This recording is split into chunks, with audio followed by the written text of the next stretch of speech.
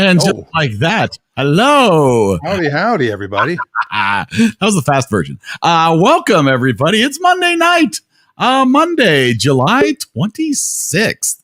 And it is time yet once again for the EriDan Film Festival. So strap on your backpacks. Wow. Grab your climbing gear because we're going to get into some movie discussion tonight. I'm not even playing the intro. I think we're good. I think that's enough. Really? You want it? Play the intro. All right. We'll play it. Spend the budget.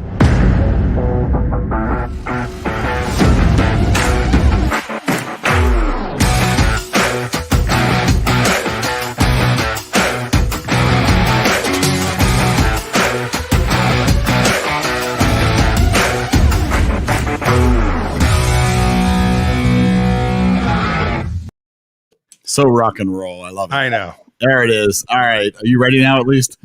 I'm ready. All right, good. Tonight, episode 60 of the EriDan Film Festival. For those of you keeping track, movie 75. Wow, 25 to go. 25 to go, and we'll be at 100. And tonight, we are discussing the comedy romantic adventure of 127 Hours from 2010, rated R. There's actually two taglines for this. On a lot of the posters, it's every second counts. But then I guess when the movie came out, it was also there is no force more powerful than the will to live. So James Franco and a bunch of other people who were in the movie for like a half a second, directed by Danny Boyle, written by Danny Boyle and Simon Butoi. Budget of 18 million, worldwide gross of 61 million. Critics a 93%. Easy for you to say. Just 1%, 93%, and the audience at 85. Now, one thing you kind of glossed over. Pull that back up for a second. All right, let's go over. All right, written by, you said Danny Boyle and Simon Butoi or whatever for screenplay, but Aaron Ralston, the actual guy, wrote the book. Absolutely. You can't not give him credit. I mean, thing cost him an arm and a leg almost. Something like that. Give me a break. No, something like that. Yeah. So, so this is the night where we're going to gather together to discuss this movie. And you could be a part of this conversation. All you have to do is close what other browser you're watching in now and head on over to eridanlive.com and you can join in the discussion. And we'll bring you in and we'll talk about what you got going on and we'll see what you thought of the movie. We're, of course, going to wait and see if the person who put this movie on the wheel shows up, but who knows? But for now, Dave is here, so let's bring him. I'm sorry, Dave. This conversation can serve no purpose anymore. Hello. Dave had the line. I'm quoting Dave as Dave came on. This movie rocks. Filmed on location in Boulder, Colorado. That should have been their tagline. Yes, it should have been. It should have been. Well, and it's not too late. I was thinking earlier 28 hours. Yes. I was thinking earlier, well, if Denise joins, will she be wearing a bandana? What will she? And then it occurred to me, no, I'm far more afraid to think of what's Denise going to be drinking. Oh, come on, a Bloody Mary. Oh no, I think Dave's probably right. Maybe a little something more organic. Oh yes, maybe speaking of organic.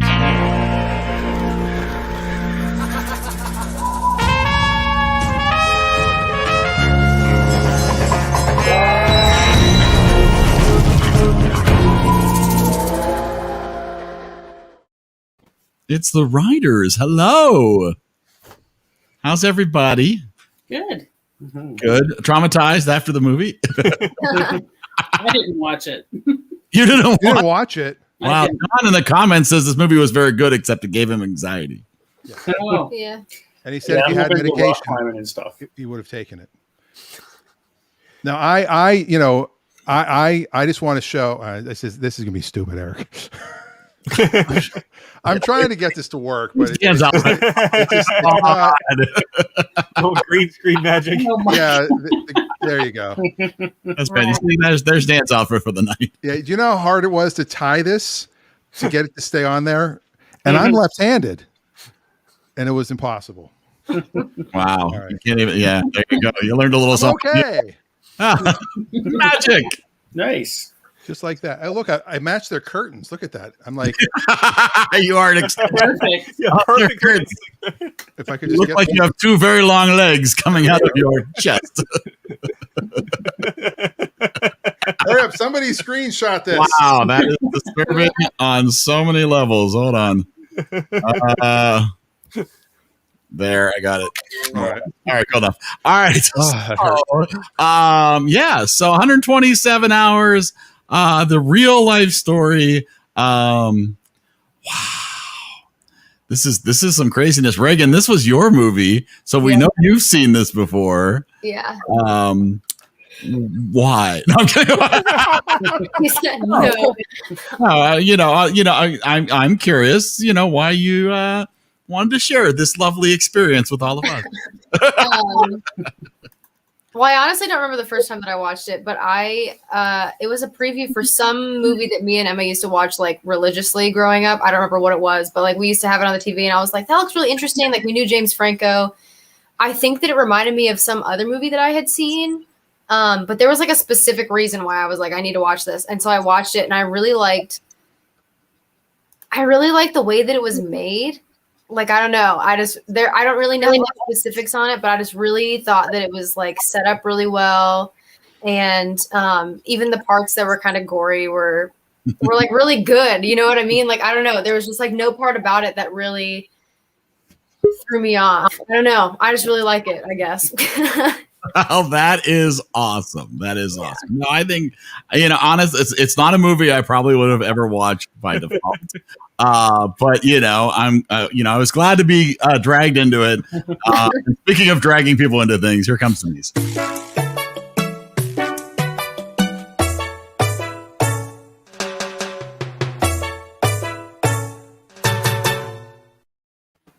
Denise, Yes. so ready. Look I'm at you. so glad I watched this movie after I hiked my first slot canyon. Yeah. Me and my wife, actually, my wife did not watch this, but me and my wife were talking about it afterwards. And she was saying, well, that's the lesson, that you need to let people know where you're going. Yeah. And Yep. no, the lesson is you should just stay home. Yes. Yeah, the whole time I'm like, this is why I don't do these things. Yeah. He was so well trained. I mean, he was even a rescuer, and he knew better than to not tell people where he was going. But all it takes is one careless mistake. Yeah. Yeah. I mean, there's, when the movie started, I was like, oh, this is gonna. And Adam said, it felt like 127 hours watching the movie. But honestly, it wasn't that bad. I actually ended up enjoying it. It kind of grew on me. And the thing the biggest thing I'm upset about and shocked about is how the hell did it cost $18 million to make this movie? Oh, yeah. Right. Like, it really feels like, and they even said that they shot like all of his reactions in like 20 minutes. Like, they just told him to go nonstop and they got all this footage in like 20 minutes. Treat Williams doesn't come free. Okay, I guess, yeah. You got a few expensive. I mean, Amber Tamblyn. I mean, she was, and the CGI, Oh, the green screen of making the arm disappear? That's not that hard. Well, that's how much they had to pay James Franco to drink his own urine. Well, that's very true. I'm sure it was apple juice. Reminds me, there was a TV movie. I still remember this from my childhood. Ed Asner was in a TV movie. I forget what the movie was called. And a nurse came by and he has apple juice. And he goes, oh, wow, that didn't come out as clear as it should have. I better run it through and piss it out again or something like that. And he drank it.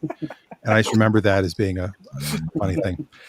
But yeah, I'm not that I'm going first because Reagan really should go first, but I have a lot of comments about this movie. Well, let's hear some of your comments. Let's hear what you got to say. I don't necessarily have any freaky facts because there wasn't a ton for this movie. I do have a name drop with Amber Tamblyn, and there's also a Mara. What's her name? Kate Mara. Kate Mara. There's a tie into her and the Pittsburgh Steelers. Oh yeah. Because her sister is Rooney Mara, Yep. and they are grandchildren, I believe, of the Rooneys. Yep. And the Mara family, which I believe was the head coach of the Giants. So they're a big NFL family. And she was in House of Cards. Couldn't remember the name of it. The fine Kevin Spacey Netflix show. But I did think the acting was pretty spot on because I forgot it was James Franco. And when you forget that it's James Franco, of all people, he's one of those actors that he's kind of the same guy. Yes. This movie and then that other 11/22/63, the one on Hulu, the time travel movie about trying to save JFK. He was very good in that movie too. You forget it's him. That's about the only two. And I believe he was nominated, was he not? Yes, he was. I don't think so. Yeah. Yeah. So and I thought the cinematography was fantastic. I thought the editing was really good. Oh yeah. And just because you mentioned the editing. oh, okay. There are some edits I didn't like. I would say the only thing I had with the issue with the editing was the beginning, was the MTV style font. Yeah. Like, oh, we're going extreme. It's like where's Dan Cortez to come out and introduce some MTV sports. But then cutting the screen in thirds. It was like the opening of Dallas. It just didn't, it didn't have the same feel as the rest of the movie, which is not, it just feels like they went a little. Yeah, I don't know. Well, I felt they were trying to separate, before he went out, and then if you notice, they used a very similar style at the end of the movie. Yes. Yeah. So that was bookending everything that happened in between, bookending that 127 hours. Yeah, and 127 hours, it turns out, is not while he was stuck. Mm-hmm. It was from the beginning when he left until when he woke up home. Yeah. So that was 127 hours. From when he woke up to when he was put under anesthesia. The visual effects were pretty good. When that rock came down and slammed on his arm. Oh yeah, you felt that. You did. Yeah. There were people that got visibly sick and threw up in the theaters when he cut his arm. Yeah. I couldn't watch it the first time. I don't think that I really still can. I think I watched about 40% of that. Well, you look away. You kind of, you open a finger. And even the sound effects. And not even about his arm, but just like the way, because there's like one where he like hits a nerve and it has this weird like Sonic X like coin noise, and it's just like, oh, I feel it. Like I can't. Yeah, it's gruesome. It's a gruesome, and I think it would have been an interesting movie if to have watched with no idea with what was coming. Right. Yeah. It absolutely would have been fantastic. Because obviously they, right off the bat, they sort of give a little wink, nudge with, oh, he almost got the Swiss Army knife off the shelf, but don't get it. And it's like, oh, yeah. And then the whole movie, you're kind of like, is this going to be it? Is this going to be it? Is this going to be it? And it's like, and so I feel like that was kind of, like just hovering over my head the entire time, watching it, going, well, wait, now, it's like just waiting for it to happen. First, waiting for him to fall, right, and then waiting for him to actually cut it off was, I didn't enjoy, as John pointed out, the anxiety, and so maybe it's not a movie I would ever watch again, but it would be interesting to watch again because I wouldn't have the same anxiety watching it. Do you think that when people go do this type of rock climbing, sliding in between thingy, that whatever it's called, do you think that people are now bringing with them? Oh, she is drinking a urine-looking drink. Thank you, Denise. Okay, I didn't mean it to be that color. Oh, yes, you did. I meant it to represent the dirty water he drinks at the end. It's just not dark enough. But I made a special cocktail for you guys, or for this. It's a tea-infused martini. Nice. A real creative because I'm happy to be alive. Let's see the drink. Oh, that's disgusting. Oh, that's just way too close. It doesn't come up well on camera. That's amazing. That's fantastic. It's no Slurpee. So, well, Denise, you do this stuff. You go off. No, not like that. I'm not a canyoneer. I'm like a day hiker, Mm-hmm. That's more than most of us, I believe. I do it. I'm ready for it. You're ready for it? You're ready to go? I do nothing extreme. Extreme streaming is what you do. I do extreme streaming. We're doing it right now. Yeah, extreming, yes. Yeah, so I believe this was in Canyonlands, right, in Utah that this took place. So I went there last year, and I remember some references to 127 hours, and I didn't look up. We definitely didn't do the slot canyon he did because I think you have to canyoneer down to get to that. So. Well, they have a gift shop and they have merch. I was gonna say, can you go see his arm? Yeah, I will admit there were definitely scenes that, I mean, I fast forwarded from minute like 1 hour 17 to like 120 or whatever it was. I just skipped it entirely because it wasn't something I knew I could handle. But it was interesting to watch, and I actually watched a lot more of the movie than I thought I would. I wasn't sure I'd make it past, when The Rock came. I was like, okay, I got 17 minutes in, that might be all for me. But it was a lot better than I expected it to be. Mm-hmm. Now, do they sell like amputation kits that like hikers can take with them now? Like, is that a thing? Like after this movie, because survival kits will often have a tourniquet and a wire saw. Actually, yeah. Because I'm like, if that rock comes down, in 10 minutes, I'm like, yeah, the only way I'm getting out, I'm not going to waste all this time. The only way I'm getting out of here is cutting this thing off. I got to go. Well, yeah, that's assuming you actually have the willpower to do it, which I'm not saying everyone would have. No. I probably would have just, taken that dull Leatherman, whatever he had, the Chinese made all-purpose tool, and just put a corkscrew through my head or something. Mm-hmm. Or you think we could do some 127 hours / EriDan merch is what you're thinking? Ooh. And like a saw blade with Dan's face on it or something like that. Speaking of that, I just want to share some real quick before we move on. StreamYard added a new feature, and you can use a hashtag to get people to enter into things. Or what we did tonight is anybody that makes a comment, right now we've got 4 different people who have made comments. So they are all in the entry for whatever we end up doing a pool for later. I thought we could do it to figure out who gets to pick the movie, but then you'd have to be logged in to your own account, do hashtag whatever. So we won't do that. That's actually harder than anybody that makes a comment tonight. If you're in the comments at any point tonight, if you just say, shut up or we don't like this, or this sucks, nice, you will be entered in to win something. We just don't know what yet. Maybe a coupon for the EriDan shop or something. There you go. A coupon. Coupon for a discount at EriDan concessions. There you go. That's When you do the live show, you get a free soda or a pop, depending on where we do the show. Or a Camelback filled with some liquid.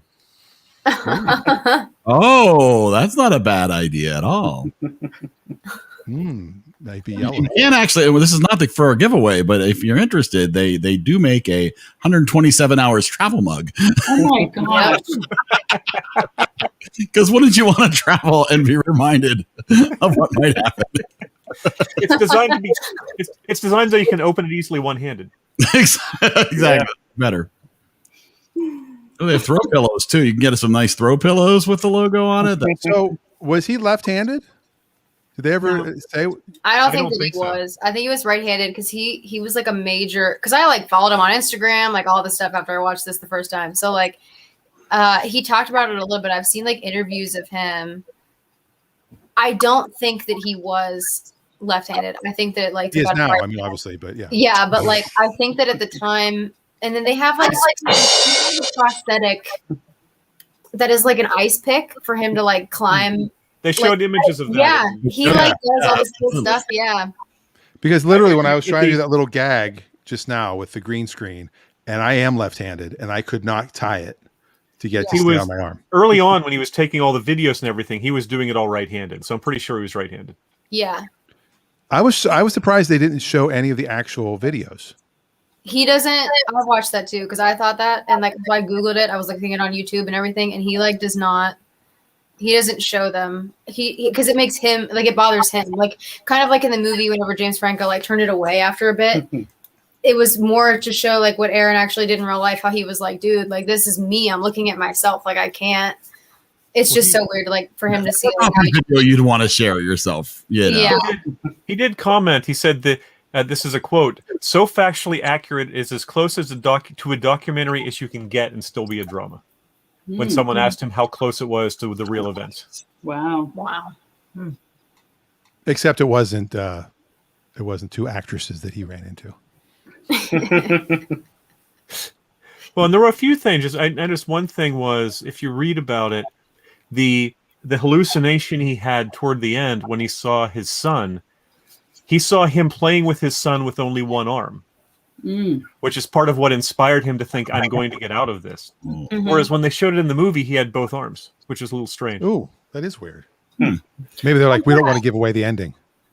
Typical Hollywood bullshit. That's what I was confused about, because I've always watched the DVD version, which doesn't have that at all. It has like even like what Dave, you were talking about with like the hospital scene, that's a deleted scene on the DVD. So like I've seen it. I think the only difference was like, I don't know if this was in there, but like I didn't notice it whenever I watched it on Hulu. I was like half watching it, and that's how I noticed it was different. But the scene with his son was not in the original one. And then there was a scene where like all this water rushes in and like pulls him out of the rock. I don't know if that was in that one or not. That wasn't the version we saw. Yeah. Okay, so then that was in that one. But the one with the hallucination with his son, they don't have that. They have like flashbacks of like him and his sister, and then like they're all on a couch. And I don't know if that's in the other one too, but like they don't have anything to do with this kid. And so I don't know, like that they would not put that in, because that's what I thought too. he himself said he had given up. He was about ready to just let life slip away. Right. And it was that hallucination that gave him enough motivation to keep going, because he thought maybe there is a way out of this. Right. And that's what confuses me about like why that's not in there. Yeah. Because I feel like it would have been in the original one and not like added. I don't know. It was weird, but yeah. I like that better though. So the when they actually removed the rock to get his arm out of there, took 13 men, a winch, and a hydraulic jack to lift the boulder high enough to get his arm out. So there's no way he was going to ever get his arm out on his own, obviously. Yeah. And they cremated it, and then he sprinkled the ashes. Wow. Like, how weird is it to be able to All right. cremate and sprinkle your own ashes somewhere? That's really weird. Are they in Blue John? Yes. That's Yeah, what he probably. sprinkled. Sprinkles his ashes there. He went back Yeah. to the canyon and sprinkled them there. He said that's where they belonged. Yeah. Yeah, well, like has a good point there. Wow. Well, then why? I guess they can't leave it there. I mean, the actual arm inside the rock. Yeah. Yeah. Well, that was one, not really I guess a kind of a freaky fact is a small goof in the film is when they show the guidebook, there's a place in the guidebook labeled Aaron Ralston's Chokestone, which is what appears in the current editions of the guidebook. But I guess they used the later edition in the film, and if you have to... So you should have known not to go there. It was right on the Yeah, map. exactly. Yeah. I was say, it's I like believe the kids call that meta. Lou Gehrig's disease. How did he not see that coming? Yeah. Exactly. It's like, I'm not going there. Very cruel of his parents to name him that. You know. Seriously. Oh my God. That's just terrible. It is. And I mean, I don't know. So, Wade, what was your thoughts? Well, it was interesting. There was a lot of good. There was a lot of good cinematography with it. I like that, and I did like the hallucinations. I guess are a better word for it. You know, they were kind of interesting too, and kind of took me by surprise. Like with the water coming in, I thought that was really happening, and then you're like, oh, okay, Maybe tricked you. yeah. Yeah. So. So we do have a comic comment. John says it was very authentic, much like the Blair Witch Project. Okay. Adam says it wasn't a terrible movie, but he would never watch it again. It wasn't for me, very slow in plotting, but I admire the story. And also, even though it's not a true story, he thinks Castaway with Tom Hanks is a far better movie about survival. Wow. I mean, as I said to my wife, I admire the story. It could have been an article online I could have watched that I probably would have enjoyed reading better about. Well, it is one of those rare classes of movies where it's essentially, I mean, not really, but it's 90% a one-person movie. Yes. You know, you have Castaway as another one, even though there's some scenes where there are other people. Hey, there's a volleyball. Come on, don't discount That's Wilson's right. work. Don't forget Wilson. Yeah. Yeah. You have All Is Lost with Redford, which is a more recent film. That's a very similar type. Yeah. I just think I'm still 18 million. How? You got to pay people. We got to feed people. Yeah, it probably costs a lot to be way out there in the middle of nowhere with the whole crew. That usually includes the marketing budget and you're not making a movie, Well, the only other cool thing Don't forget the rights to the songs too. Okay, yeah, you're right. There are some music rights. Absolutely. The camcorder that James Franco used in the film is actually the real camcorder. Like it wasn't like this. He used his actual camcorder. Wow. Yeah, that's kind of cool. That is pretty cool. I believe Eric's dad had that same camcorder for I believe that is correct. Black Hawk Band at one point. I thought he was, if they remade the movie, it would have been a total influencer, and he would have been posting everything to Instagram before he lost signal on his cell phone. Yeah, that's true. Yeah, that's why this couldn't happen today. Well, I'm sure there's lack of signal out in the middle. Definitely still dead spots. Unless you have a satellite phone, there's dead spots. Not if you watch the commercials by T-Mobile. Oh, that's true. Hey, those maps are not all purple, Well, there's spots in there. There are spots. That's just where the 4G coverage is. The 5G is everywhere. Anyway. That's what it is. Which is ridiculous because 5G has far less range. But anyway. Yeah. Well, welcome to Tech Talk. Are we ready? Are we doing it? We're going to throw some numbers. Let's give it some numbers. Let's throw some numbers. The EriDan rating bot 6000. EriDan rating 6000. EriDan now activated.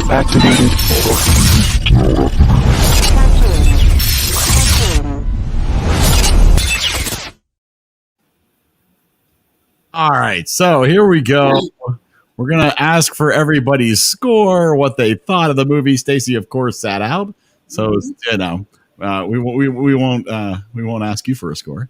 But let's start with Reagan, because Reagan, this is yours. So yeah. There you go. I don't know. I do really like it. It's my kind of movie. I mean, I'm not like super into like the watching people cut their arms off or anything. I can't even watch Scrubs. Alert.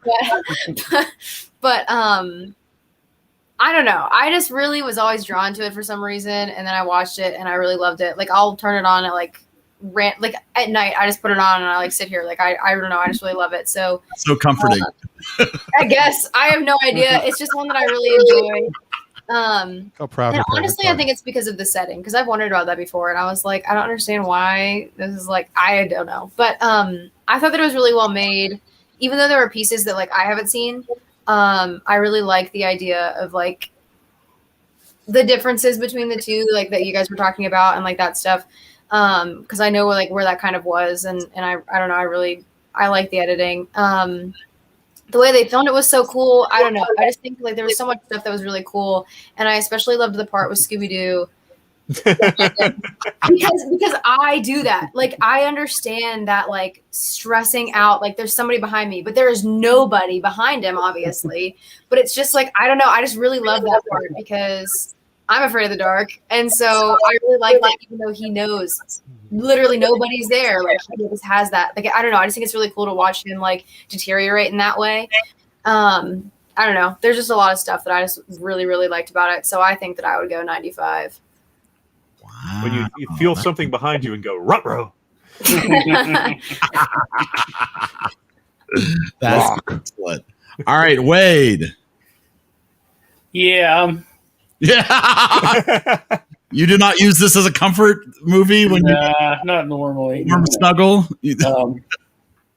Now maybe instructional. If I had to cut somebody's arm off, I think I would be a good training for that. So I'll give it like a 58. Wow. Okay.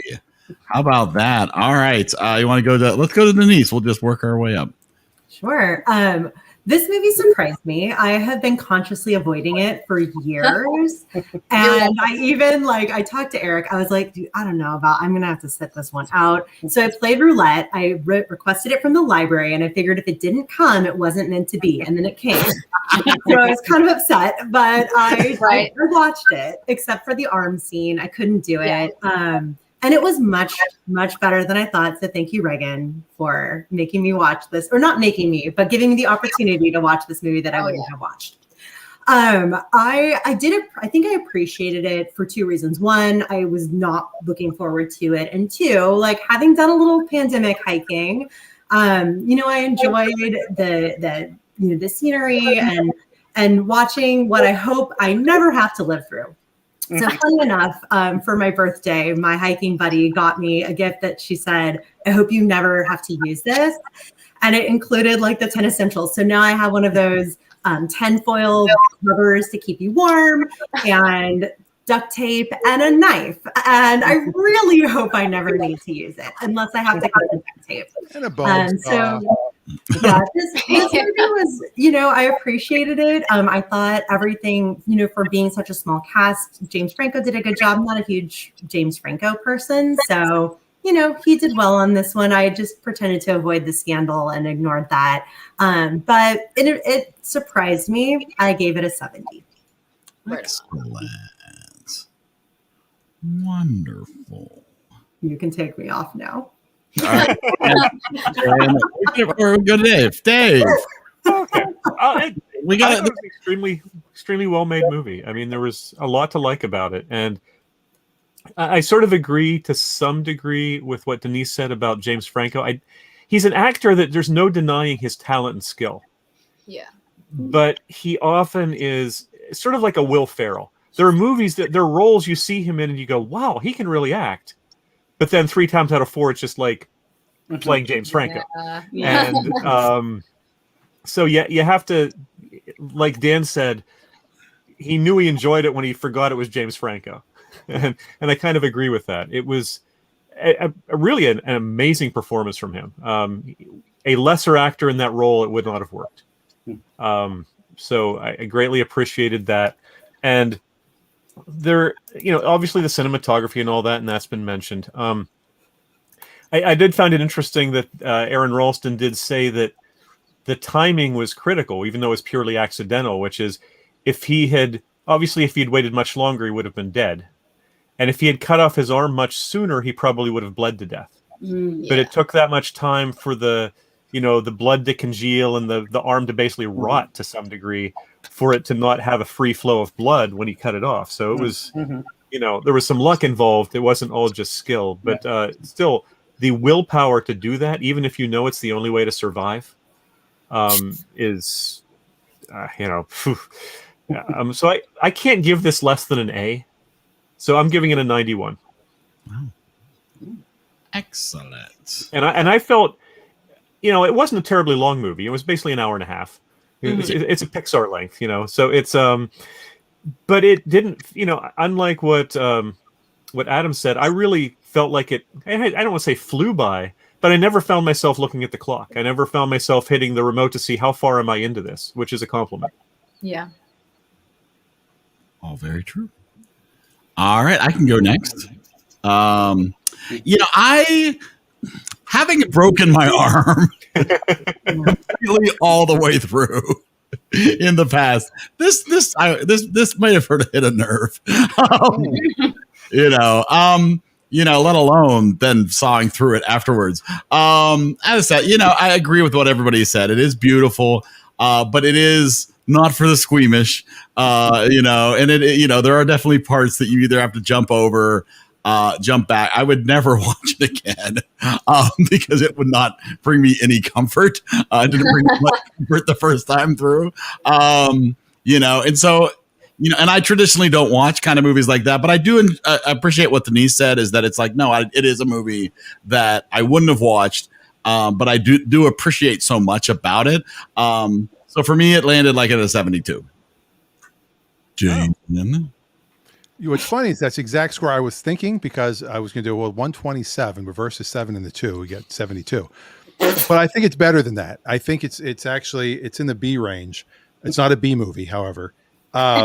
Is it the B movie? No, it's not the B movie. There's no Jerry Seinfeld. $18 million. It's just I'm not getting past it for some reason. Sure, but I mean, how much does James Franco cost? Probably a lot. Not in 2010. Was he that hot? I don't know. I feel like every actor makes like $100 million every movie. No, Yeah. there's hardly anybody even making $20 million anymore.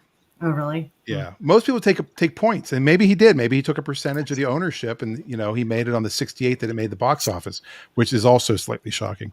But like I said, I think it was well made. Danny Boyle does know how to make a movie, and James Franco can act. And for that reason, I'm going to give it a B-. I'm going to give it an 81. All right. Do we have anybody in the comments? I know some people in the comments mentioned watching it. But As you pull those up, speaking of comments, I have one other comment. And I will say, I will never underpack water, food, electrolytes again. Like, and I've never run out, but I've been like, well, do I need that extra, whatever it is? And if it's not for me, like I hope I never see some poor soul with an amputated arm stumbling out, but I want to have water and food and electrolytes for them. So like, it's definitely changed like how I'll pack for future hikes. Well, that scene, talk about people talk about a movie that moves them. When the family turns and starts running toward him. Oh, yeah. That scene gets me every time. That scene hit hard because that's the moment he knew he's probably going to live. And it just, I'm a crier, and I've cried in surprisingly few movies that we've watched. This was one I cried in for sure. Yeah, that scene really gets you. The whole last 10 minutes or whatever it was, the last 17 minutes. Like, I would just not go hiking. Instead of preparing too much. I used to be such a worry wart. You just play it safe and get a condo in Florida, right? Oh, Florida, that's a risk right there. Oof. Yeah, exactly. I lived there for a year and a half. Believe me, that's what I'm saying. And I lived in Orlando. I lived in the nice part. There's no perfectly safe place in the world. No, but I used to be so afraid of elevators that my grandmother lived in the I forget the name of this, in 7th Avenue, Beaver Falls. It's still there. It's right by your old church, Eric. Broadhead? No, not Broadhead. Not Broadhead. It's the Plaza something. You know where it Beaver is. Falls Plaza. I think it was called the Beaver Falls Plaza. I think you are I lived on the 4th floor, and I used to take food with me in the elevator just in case. I always had to have like a pack of crackers or something. And when the building was brand new and the one elevator had padding and they called it the freight elevator, and I thought it was called the fright elevator. I'm like, we're not getting in that one. There's no need to get in that one. So, but I had my crackers, just to be safe. Oh my goodness. That's good. So Aaron Ralston went to Carnegie Mellon. He has a degree in mechanical engineering and French. Wow. I thought you were saying Friends. I'm like, so he's watched every episode. Right on. He also worked as a rafting guide during the summer, probably down at Ohio Pile, if I had to guess. I had not realized that Danny Boyle also made directed Yesterday. Yeah. Yeah. That was a fun movie. Slumdog Millionaire. Yep, Slumdog Millionaire. That's one of his. My sister loves that one. She told me, she was like, you would like this. It's from 127 Hours. That's how they did it. I was like, okay. That would be a fun show to do, where we just discuss like writers, directors, and actors that have been in, or either have done one film that you love, and then there's nothing else they do that you like. Because I guarantee there are some where you go, oh my God, that's a so-and-so film. And then you see another one of their films, you go, oh. Yeah. But most of them you don't. Most of them, you see a Spielberg film, you see a Hitchcock film, you see They may have some clunkers, but they usually have a pretty good body of work. You see Billy Wilder, you see certain films, you go, okay, these are pretty good. All right. Well, it looks like we've got everybody's vote in. We didn't get a score from John from his anxiety, but he's too anxious. He might be too anxious for that. So we'll give John a second or two. We'll remind you where our other rankings are. Here's the second page. The second page is starting to fill up a little bit. Starting off there with that Pee-wee's? I can't see Pee-wee. Christmas of Pee-wee. Too much stuff on the screen. Christmas of Pee-wee's all the way down to Howard the Duck. We are not in that territory tonight, thankfully. We are up here, and so far towards the middle of the pack with a 74.88. Unless we get a wildly different score from John, it looks like it's going to end up right in the between game night and the middle. Yeah, between the campaign and Bucket Privates and game night, somewhere in that area. So not bad overall.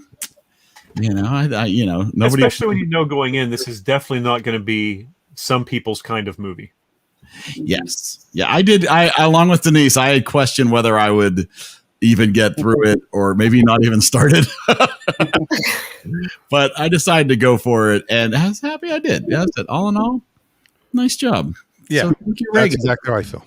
Yeah, I agree. And that's why I love this show, because we learn new things. We learn that we like things that we thought we hated. We learn we hate things we thought we liked. Oh my goodness! And you know that it does make me realize, like I'm an anxious hiker, and watching this movie, yes, I had the same like anticipation, but I did okay. Like, I'm really proud. You're I'm getting better. Yeah. as a person. I'm growing. I will say, as much as I love it, I will never make you watch A Quiet Place, Denise. Oh no.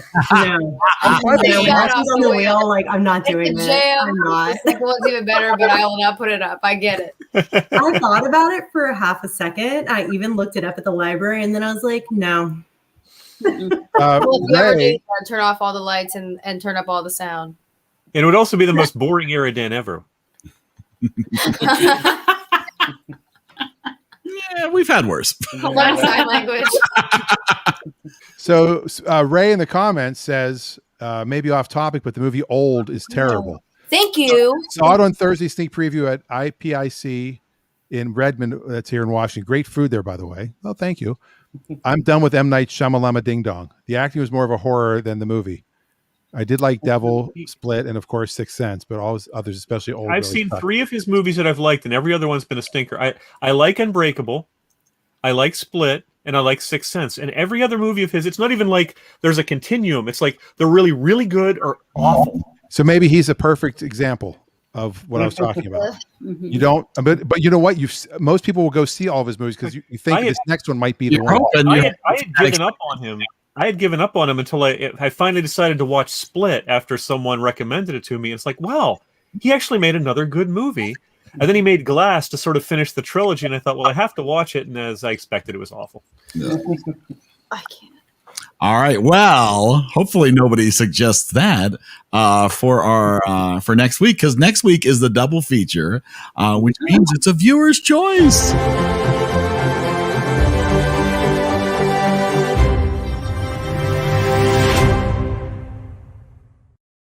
There aren't too many names left on the wheel either, are there? There are not. That is correct. And my computer is running really badly tonight, so everything is going. Can I go back for a quick thing? A comment Adam made earlier. Sure, if you want to. Castaway wasn't a true story. Mm-mm. I'm acting. I think so. Thank you. Oh. Practicing my acting chops. Wow, how about that? Yes, I knew it wasn't. That was so worth it. Doing your John Lovitz, right? Yes. Acting.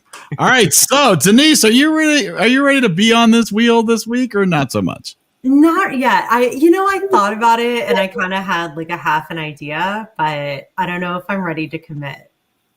Don't feel pressure. Anytime you're ready. Totally fair. So Adam has not had a chance to pick a double feature. I have not had a chance to pick a double feature, and neither has Reagan.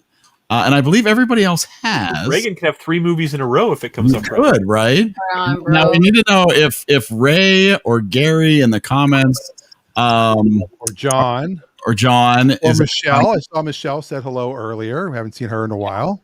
We need you to say that you would want to pick 2 movies for everybody to watch by next week, and you would need to be here or at least in the comments next week. As we were discussing that. So we'll give a moment to see if there's anybody else in the comments interested in having their name included. And the only, some people do a connection, like I did 2 Billy Wilder movies, but Stacy did 2 very different movies. And Dan gave away no rule. And Dan gave away his choices, so those weren't connected either. What about Wade? Does Wade want to jump in? Oh my gosh, Wade! Jeez Louise, I didn't realize. Yeah, you can put me on there. Yeah, let's put it on there. Think of anything, but. Yeah, I have my connection. Run, I just afraid to join. I don't want to do it for the 2. Nah, it would probably be Top Gun, something with airplanes. Come on, Top Gun and Hot Shots. You got to do those back to back. Oh, there you go. Gary can't promise he'll be on the show, so he says right. Well, once there's a week, hopefully we'll be able to get you on there. Denise, are you unsure still? You gonna wait? I heard you were You thinking. know what? We'll go for it. Right. Hey! There's only a 1 in 5 chance anyway. Yeah, look at that. The odds are getting worse and worse that you Mhm. actually get picked. It's 40% riders, but other than that, That's a very good point. Give another minute or so, and we'll remind people that there will not be an EriDan social hour this week on Wednesday, but we will return a week from this Wednesday for some game and fun stuff. And Saturday we're doing another In the Car episode. Ooh. We'll be driving a 2002 Saab linear 9.5 station wagon with a stick shift. It sounds like you're just stringing words together that don't necessarily connected. Yeah, it's one of 353 that were made that year with a stick shift. It's kind of a rare car.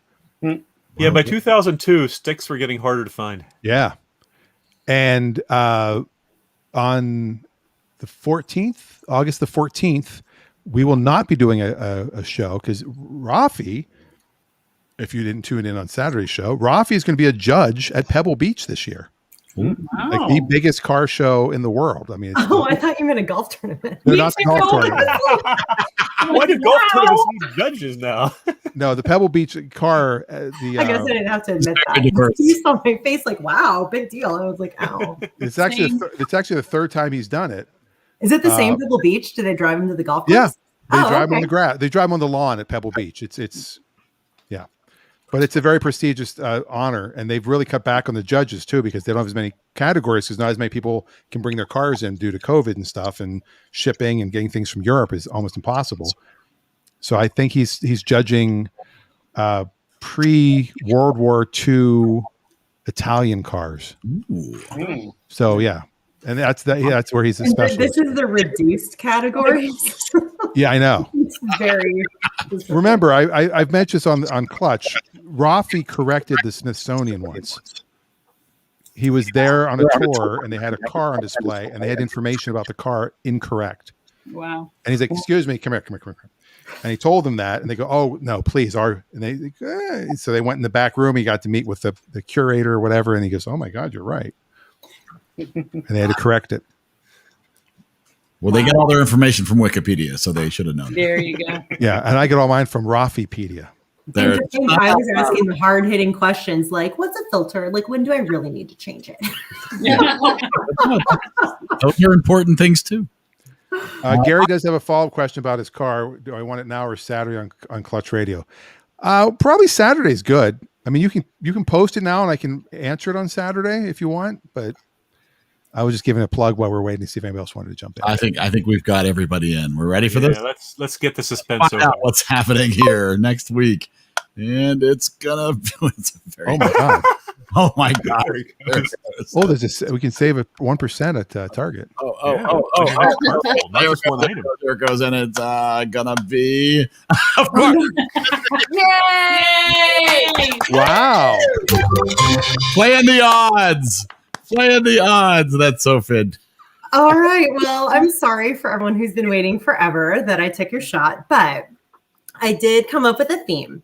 So my theme is, and it's going to be singular, but I consider doing a dual here. It's going to be female director, and we're going to watch The Virgin Suicides and Lost in Translation, both directed by Sofia Coppola. Oh, nice. I've seen only one of those, but I really like it. So, I'm sorry. What was the first one? The Virgin Suicides. Oh wow. That's which I've not seen. I've only is that seen on Lost in Amazon or Translation. Netflix right now? Oh, good point. Maybe we should see if they're available. I know one of them. I just saw. No, I think Be available. Okay. ways. We could drive ourselves nuts. There's too many times when it is available on Monday, and by next Monday it's gone too. So, It's It very was available at the Orange County Public Library. So well, and see, and everybody has a local library that they should check out. yeah. That's And Stacey, I have to say, I went to the library and I got a little sidetracked and I went in the news section. I pulled a few things and I went up with my stack of 3 and I was like, how many can I check out? Can I have 3 movies? And they told me you can have 10. So then I got greedy and I went back and got a 4th movie. And then the guy was like, oh, I'm sorry, I'm wrong. You can have 10 fiction and 10 nonfiction and 10 documentary. I don't need 30. Isn't that Holy amazing, crap. guys? you're going to force Eric to watch a Scarlett Johansson movie. Oh my God. Oh, you're welcome. Thank you. Is she? Oh, yeah, she is. Yeah, Lost in Translation. Yeah, We got- which I've seen actually. Have we done a Bill Murray movie? That is. I don't think so. You guys didn't watch Groundhog Day during the pandemic? It seems like No. no, it was too soon. No Caddyshack, no Groundhog Day. No Stripes? think Groundhog Ghostbusters? Day You might watch be on the Ghostbusters? Nope, we never. Yeah, We, Coppola. I mean, Nick Cage's cousin. I mean, come on, this is exciting. yeah, this is our first Bill Murray. Yeah, Excellent director, not a great actress. I wanted to see that, and I thought I had Lost in Translation here. I'll have to look. I think I started watching it. I don't think I ever finished it. I think I saw it on a plane, and Yeah. I was like, That'd be a strange movie to show on a plane. I remember seeing it somewhere where I was like, it wasn't. I didn't download it. Maybe it was at a hotel room. That could be. I was definitely traveling, but I'm looking forward to seeing both of those. That's good. that's fantastic. Very Well, nice, Denise. Nice We'll job. see how you feel next week. Yeah. So speaking of libraries, and Michelle, who's on her. Michelle, if you're still on, your dad brought us German chocolate brownies today. Thank you. My He goodness, brings us treats like every month or every couple of weeks. those are the people you like to see again. Yeah, you're like, oh, hey, Marshall. That's awesome. Very It cool. is. All right, well, let's talk now about what else you've been watching, if anything.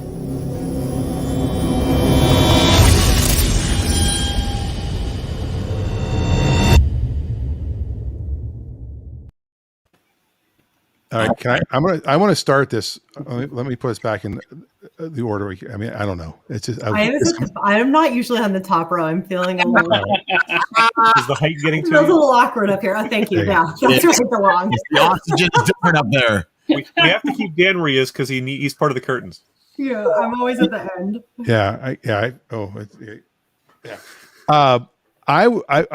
I watch Family Guy a lot at night because Seinfeld's not on Hulu right now, and that's usually one of my 3 fall asleep shows, or Star Trek, Seinfeld, or Family Guy.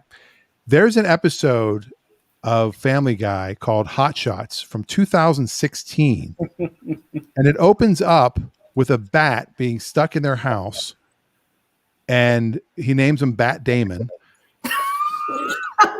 And then they don't want to get Stewie vaccinated, so they become anti-vaxxers, and the whole thing's about vaccinations.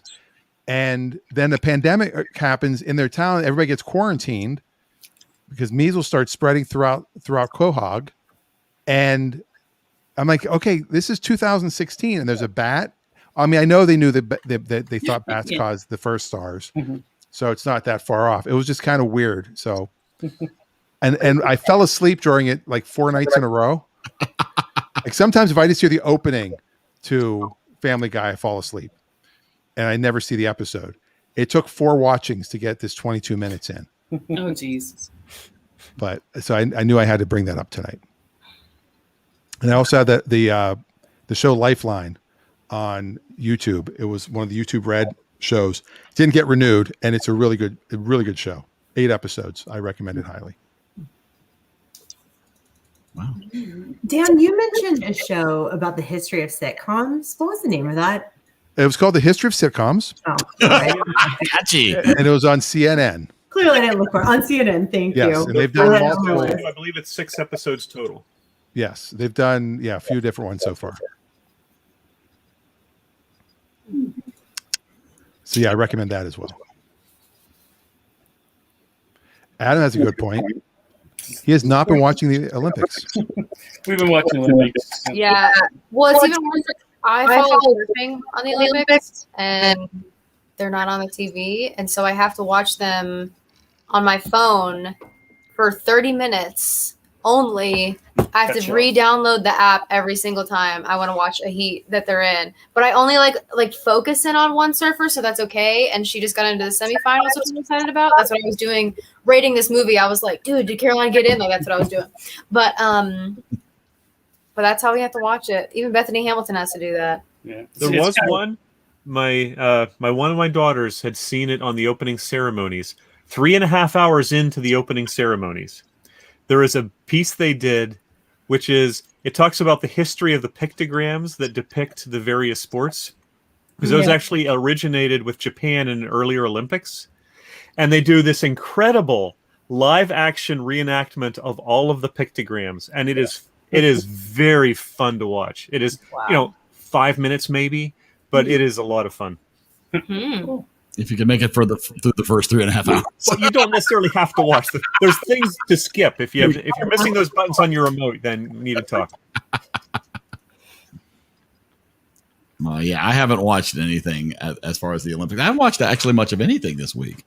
I did watch. I don't know if anybody's watched the Transporter movies with Jason Statham. They're not terrible. They're really. I mean, it's like Fast and the Furious. They're as good or as bad as the Fast and Furious. Yeah, movies. exactly. Right. So I mean, but what makes it worse is that they made a fourth one that does not have Jason Statham in it. Well, and it's the better. Home Alone movie doesn't have Macaulay Culkin, so you know. Yeah, it's worse than you can imagine. It's really bad. And that's really. We continue to watch Man in the High Castle. Which we've been greatly enjoying. But that's really all that's been going on here. Anybody else watching anything fun or terrible? Well, I watched a bunch of movies because I can rent 10 at a time. How long do you have till you have to return them? Oh, like 3 weeks. They're very generous. You guys, the library is the best. I love the library. It really is. So a couple of the odd movies that I grabbed. One was the Buena Vista Social Club about like these musicians in Cuba, and you guys are probably familiar. Well, Eric, you're probably familiar with the yes. But I went to Cuba a few years back and I forgot how great their music is. Like it was, I'll admit, I kind of like half watched it, although it was in Spanish, so I had to watch most of it. I caught a few words here and there, but the music was incredible. And so was the backstories about the musicians. And then they came and did a show at Carnegie Hall, and it was, I don't know, it was just really enjoyable and just a fun, different thing to watch. So good documentary. That's awesome. Very cool. That is awesome. Anybody else? Nobody else watching any TV? Think back, have to reflect back. Kevin Smith's Master of the Universe show on Netflix, and he hates it. So surprised. That's too bad. And they're just about to start Clerks 3. They just had their first table read, I think.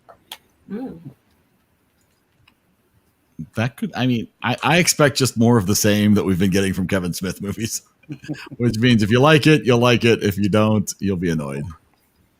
Well, Jungle Cruise is coming out soon. Oh, yes. Yeah.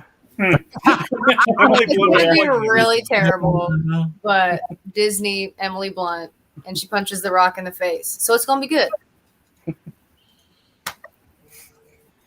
Yeah, it looks fun. You Right. know? I mean, I know I'll watch It it. does not have high aspirations. No, but as long as it's fun, I'll be happy as long as It's it's like the ride, yeah. Yeah. Yeah, I'm not expecting much. The backside of water. I think that's about all you get from it. I love that because I haven't been on the ride in a long, long time. But like I watched on YouTube because there were people that went like the day that it opened during COVID, and they live streamed for like 9 hours, and so I had it on naturally for the whole 9 hours. And they went on Jungle Cruise because I miss it. I haven't been there in 2 years, but Jungle Cruise was on, and 2 whole years. Oh. I know. See, you joke about it, but I feel it like it's bad. But My son's the same way. yeah, but I forgot about the water part, and so like whenever they did it, The Rock said it. I was like, oh, I love that. That's good. That gives me. Which son, Eric? Kevin has been suffering the most from a lack of travel to Disney World, just because he ever since they opened the Star Wars area, ever since Galaxy Edge opened, he has been obsessed about getting there. Tell them we're going. We're going next week. That's pretty cool. Next week? What? I don't care when. We'll go. Actually, last week after our trip to Kentucky and back, which was probably 12 hours, I told her, a couple more hours, we could have been in Orlando. Yeah, what were you thinking? I do want to get back and see, now that they've opened Diagon Alley in Universal, I do want to see that. Yeah. I want to see that. That'd be cool. Because the Wizarding World was, it's Universal stepping up to the plate and being Disney level quality. It really was excellent. Yeah. I hope so. Yeah. But Galaxy Edge is pretty cool. Yeah, Galaxy's Edge I can see in California, which did not help. Which did not help my son at all that I saw. I've been to Galaxy's Edge in California. But now I really want to get back to California because of the Marvel's campus. Oh, yeah. Yeah, you gotta go to Isn't Universal. Marvel Universe or Yeah. whatever, Marvel World in Florida. Are we the only ones that have it? So Have it, yeah. California only is the one that has it because my cousin who works there explained this to me because I was confused about why that's Captain right. Marvel wasn't there. He told me, he and his girlfriend, who both work there, said that because Universal is so close, they make more money off of Marvel being at Universal than taking them out of Universal and putting them at Disney World, like 20 minutes away. So I think it's like a whole money thing. But yeah. Yeah, actually, Wow. we were down in Disney World when the Rise of the Resistance ride opened, and And he texted me. I got to ride it like the second day or third day. Oh wow, that's excellent. And it broke down on me, so I got to ride it again. Excellent. It broke down at the end. Yeah, So I was he's like, like- So you got the whole ride and another free ride. Huh? yeah, It's like when you find a hair in your food, like in the very last bite. Oh, there's a Yeah. hair in here, and they go, free food. Yeah. So he got to ride it again. The first time he filmed it, the whole thing. So I watched that, and he offered me the second ticket. I'm like, no, you go, do it. And that one went through the whole way. So Yeah, and then he Yeah. texted me the video while I was at school. Yeah. Oh, torture.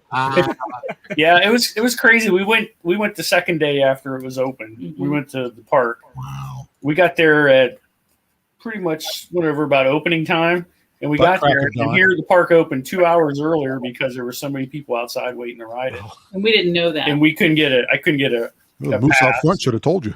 at that point. Yeah, the passes were already gone by the time we got there at 7:45. So I went early the next day.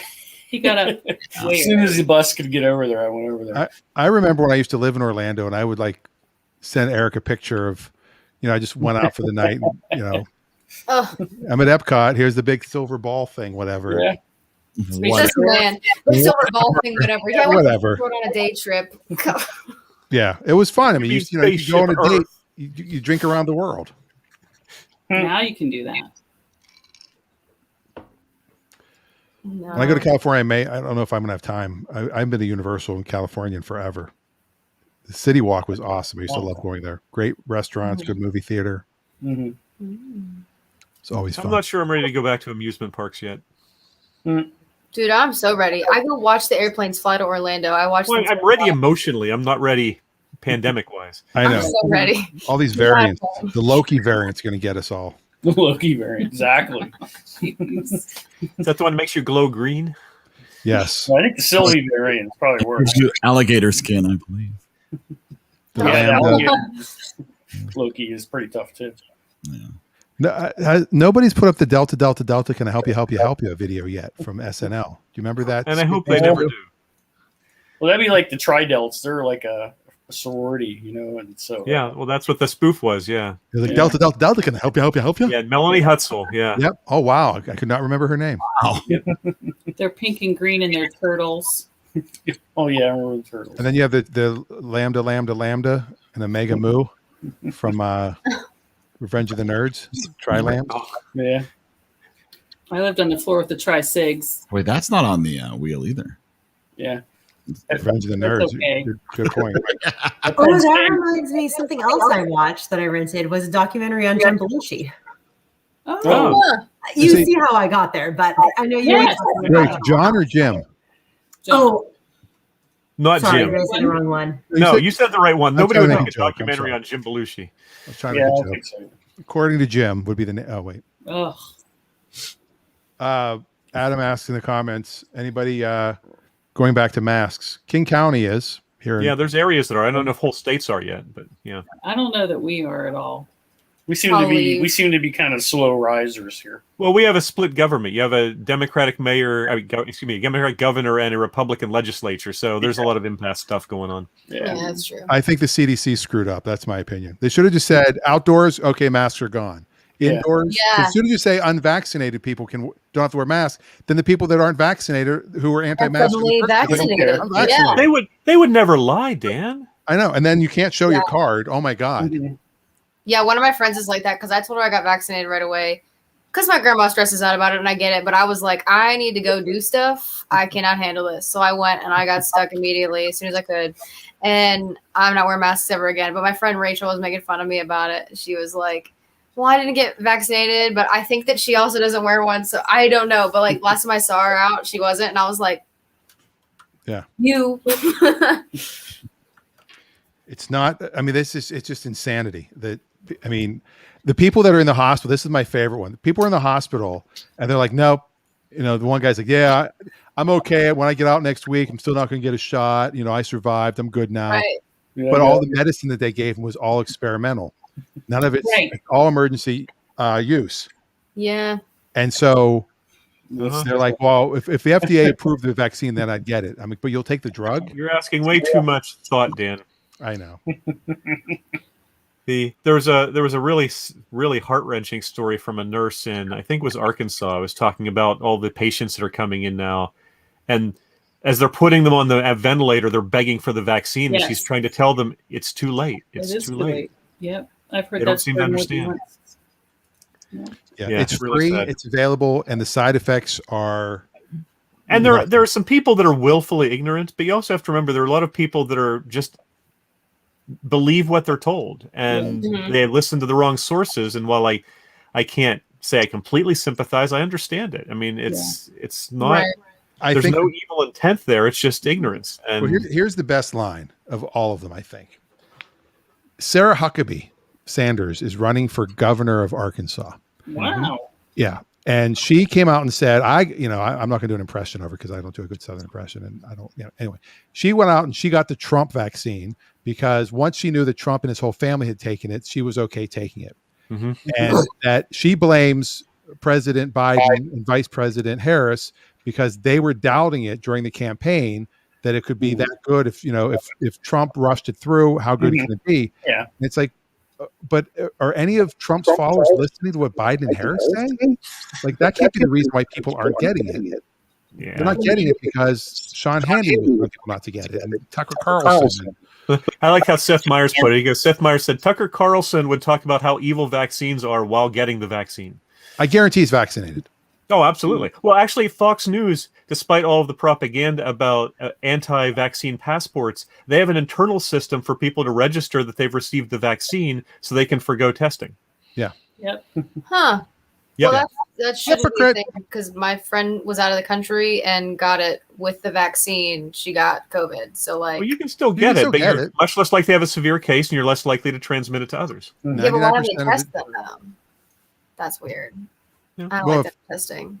Well, that's because you can spread it to other people. You can spread it to other people. So if you're, I think it's in France, they're testing every so often. If you don't have in France, they had that you can't go anywhere without a vaccine passport. Mm-hmm. You can't go to bars, movie theaters, cinema, anything, restaurants at all. And they had a 40% increase in vaccinations when they announced that. Because they're not letting people go in places. If you don't let Frenchmen go into their restaurants, they'll get a vaccine. Mm-hmm. No, I just mean I don't understand why they say if you're vaccinated, you don't have to get tested whenever people are still getting it. Because if enough people are vaccinated, that would make sense. If enough people are vaccinated, then having vaccinated people not have to be tested makes sense. The trouble is there's still too high a percentage of unvaccinated people. Right. Okay. I was like not connecting the fact that we could still pass it on for a second. But you can pass it on, but they're saying the viral load is so low. Yeah. Welcome to movie talk. The viral load is so low in vaccinated people that you can't casually pass it from what I've read. Yeah. And again, I'm not a doctor, I don't claim to be, but if I'm sitting in this little room with somebody and they have it and we're breathing the same air for 2 hours, then on an airplane. Yeah. Oh yeah. Then you're going to have an issue. Give it to me. Well, the research is not conclusive yet, but there's a study that came out very recently that was saying they think one of the reasons the Delta variant is so virulent and spreads so well is it reaches from point of exposure to point of being able to infect others. With the original strain was about 5+ days. And with the Delta, it's 3+ days. Yeah. So you have a very narrow window to get tested before you become infectious.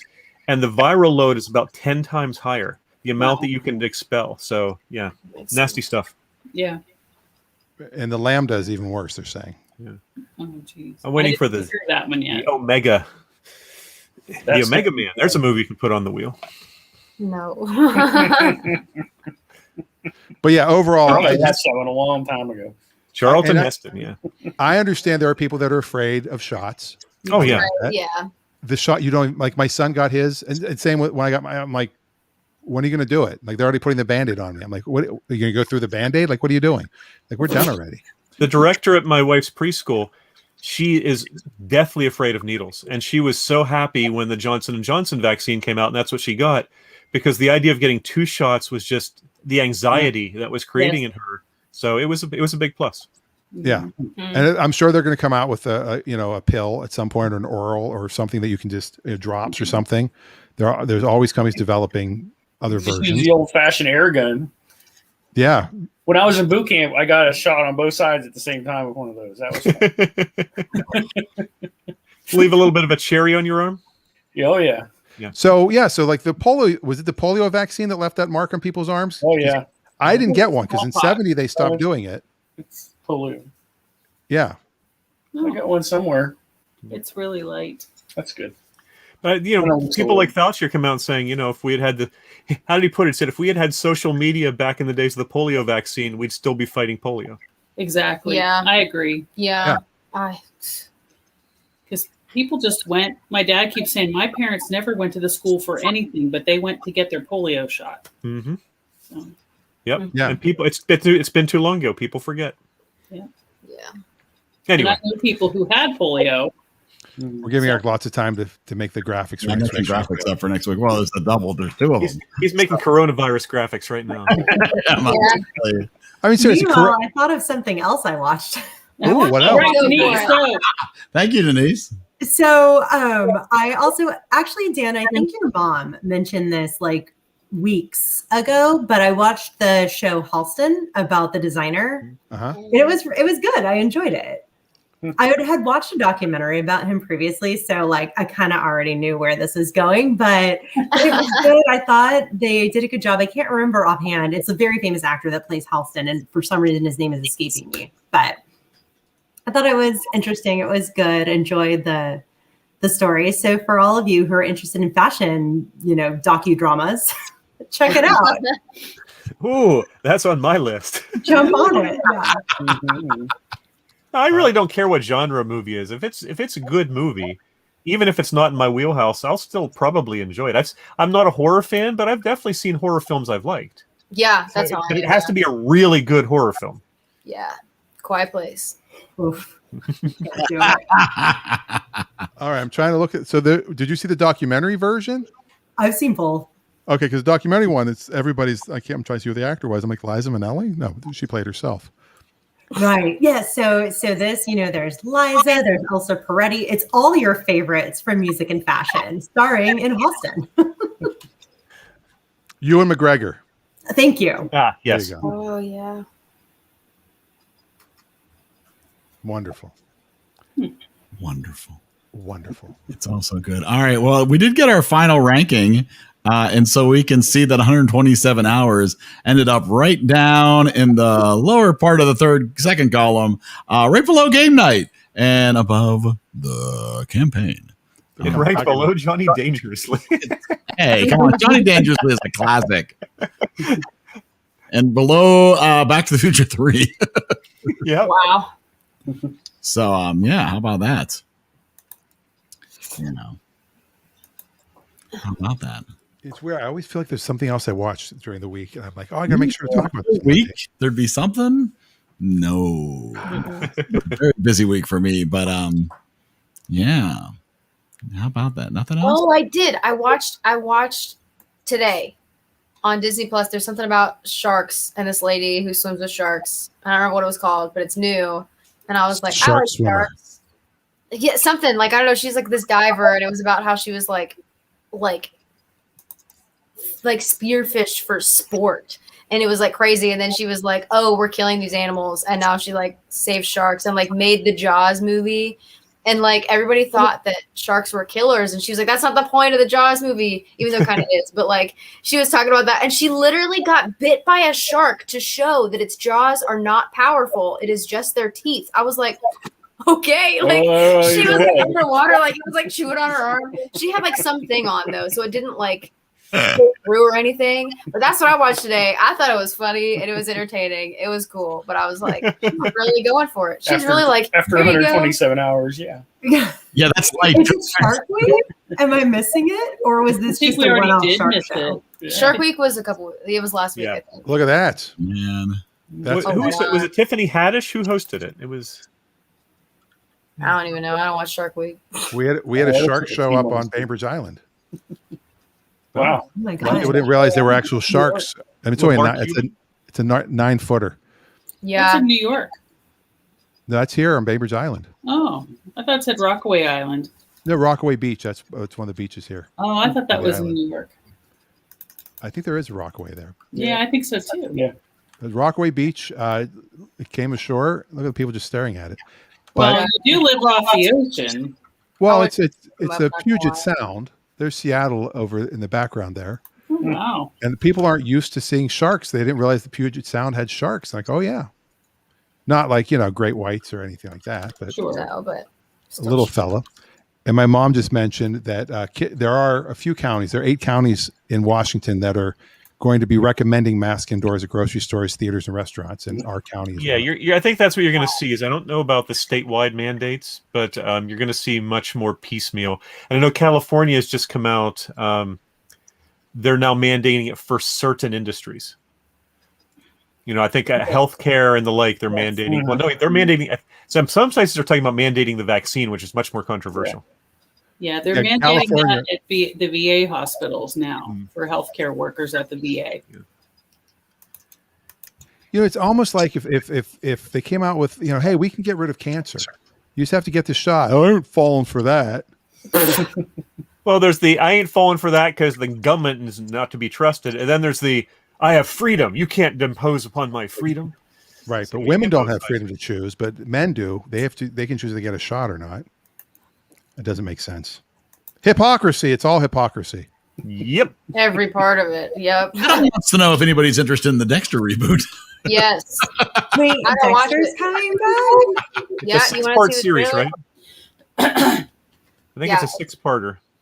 Yeah. There's Oh. 6 episodes of it. By I the way, only know if, because I know one of the characters, and she's not in it this time. So if anybody in the comments makes a comment, you'll be entered into the contest tonight. We're going to do a drawing at the end of the show. I'm not sure what we're going to give away yet. I'm looking around to see if I have anything. And by we mean Dan.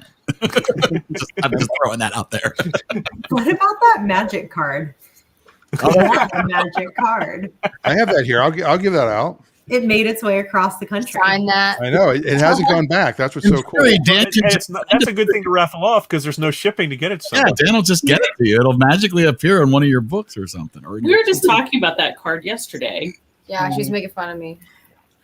You brought it up. She said, "Oh, we were talking about it." No, she was making fun of me because she thought I didn't understand what was going on. Stay. That's what really happened. Be, So be supportive. I did find an old book full of business cards that are not mine. They're from the car business. Oh boy. Like here's the inspector from the DMV. How Are about any you can of win those that? places still around? Let's see. Triad Finance. I realize the DMV is still around. Westlake Financial is. Okay. USC Credit Union is. Auto Bytel. I don't know if they're still around. I have no idea. LoJack. Anybody still do LoJack? I think LoJack's still around though. 93.5 KDAY. K-Day with Steve Harvey in the morning. Ooh, you should put that up on eBay.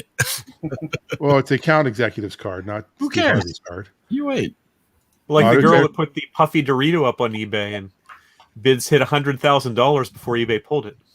There's the ticket company that I used to buy a Rick Springfield ticket, and I took this. So he was playing at Universal Amphitheater, and I took it. And there's this kid, Ignacio. Was it Ignacio? No, it was Albert who worked with me.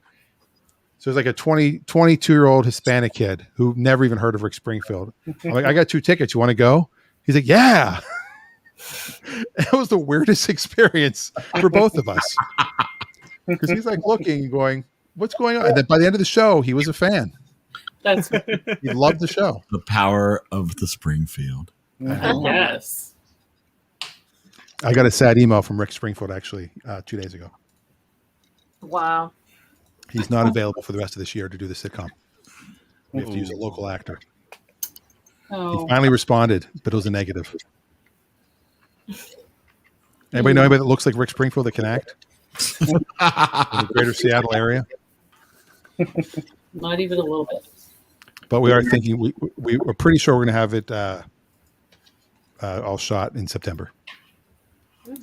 Now we don't have to go down there to shoot it, so that's the exciting part. Oh, that's a good point. Saved a ton of money. It's not as, it may be disappointing, but it definitely simplifies things.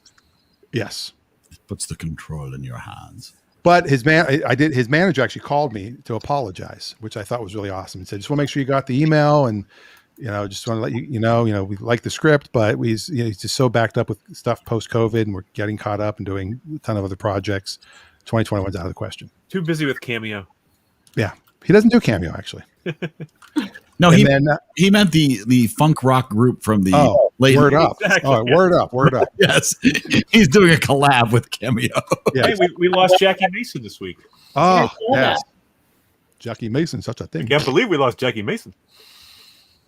Yeah, like I said, I never met him, but he was sitting at the table behind me once, and it's like, I need a little bit of salt if I had done this. And I'm like, oh my God, is it Bernie Sanders? You're sort of like the last of the brush worst belt comedians left, really. Yeah. He was born in Sheboygan, Wisconsin.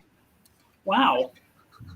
That's odd. I know. And I'm like, can you imagine? His family moved at 5. You could have sworn he was a New York Jew from. Well, he moved at 5, so he did grow up a New York Jew. Yeah. But you would think that what if he would have stayed? Like, what would Jackie Mason's accent? Oh yeah, sure. He would have talked a lot more slowly. Well,